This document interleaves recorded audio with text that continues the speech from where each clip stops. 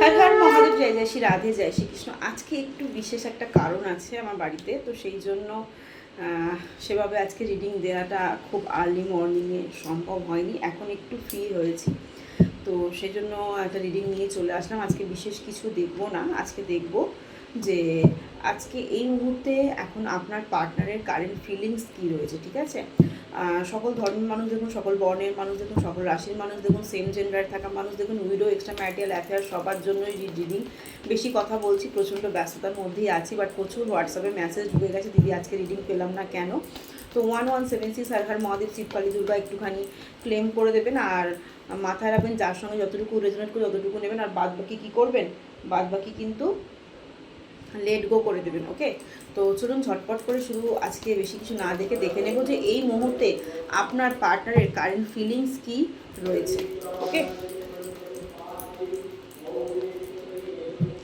এই মুহূর্তে আপনার পার্টনার আপনাকে নিয়ে খুব চিন্তিত এবং আপনার কথাই কিন্তু ভাবছে। ওকে, এবং কি করবে না করবে এই রিলেশনশিপ নিয়ে কনফিউশনে পড়ে রয়েছে, কি করবে না করবে ঠিক করে উঠতে পারছে না, এবং মনের মধ্যে আপনাকে নিয়ে লড়াই, দ্বিধা, দ্বন্দ্ব সে চালাচ্ছে।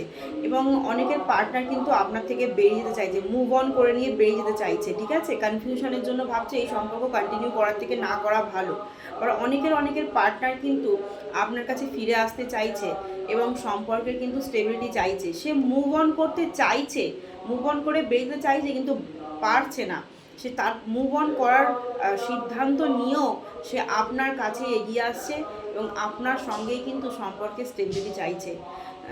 অনেক ঝগড়া, ঝামেলা, অশান্তি সমস্ত কিছু হয়ে গেছে, মান অভিমান সব চলছে, কিন্তু তারপরেও না আপনার পার্টনার কিন্তু আপনার সঙ্গেই স্টেবিলিটিটাই চাইছে। তো একটুখানি একটা মেসেজ নিয়ে নিই। সাউন্ড শুনতে পাচ্ছেন, অ্যাকচুয়ালি আমার বাড়িতে আজকে পুজো, তো সেই জন্যই এত ব্যস্ততা, এবং আমিও বিভৎস অবস্থাতেই রয়েছি। আমাকে দেখেই বোঝা যাচ্ছে অ্যাকচুয়ালি সকলেই বাড়িতে সাজুগুজু করে ঘুরছে, আর আমি সকাল থেকে শুধু রিডিং করে যাচ্ছি।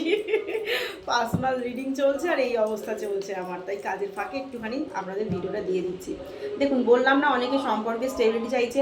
আজকের দিনে এই মুহূর্তে অনেকের পার্টনার ভাবছে যদি কাশ আপনার সঙ্গে একবার একটা কথা বলা যেত, বা আপনার সঙ্গে একটুখানি কনভারসেশনে যেত, কিন্তু থার্ড পার্টি, আপনাদের দুজনের রিলেশনশিপে থার্ড পার্টি প্রচণ্ড পরিমাণে ইনভলভ। এই থার্ড পার্টির জন্যই কিন্তু সম্পর্কের অবনতি হয়ে গেছে। ঠিক আছে, এবং আজকের দিনে দাঁড়িয়ে আপনার পার্টনারের কিন্তু বারবার আপনার কথা খুব মনে পড়ছে, খুব মনে পড়ছে, এবং তার কিছু ভুল করা বা তার কিছু মান অভিমান সে কিন্তু আপনাকে বলতে চাইছে, সে সত্যি কিছু আপনাকে বলতে চাইছে, এবং আপনার কিছু ব্যবহারেও সে অসন্তুষ্ট, বা সেই থার্ড পার্টির কিছু কিছু ব্যবহারে অসন্তুষ্ট। এটা ফ্যামিলিগত ম্যাটার্সের থেকেও কিছু কিছু থার্ড পার্টি রয়েছে।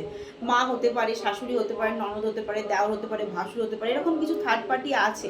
বা এক্সট্রা ম্যারিটাল অ্যাফেয়ার্সের কারণেও থার্ড পার্টিটা হতে পারে। সেই থার্ড পার্টিকে নিয়েও কিন্তু আপনার পার্টনার আপনাকে কিছু বলতে চায়। অনেক মান অভিমান সব কিছুই রয়েছে, কিন্তু তারপরেও না আপনার পার্টনার কিন্তু আপনার সঙ্গেই স্টেবিলিটি চায়, এবং আপনার সাথেই কোথাও না কোথাও কনভারসেশন চায়, একটা কথা আপনার গলার একটা ভয়েস সে শুনতে চায়। এই 1176 হর হর মহাদেব শিবকাল দুর্গা আল্লাহ ক্লেম করতে কেউ কিন্তু ভুলো না।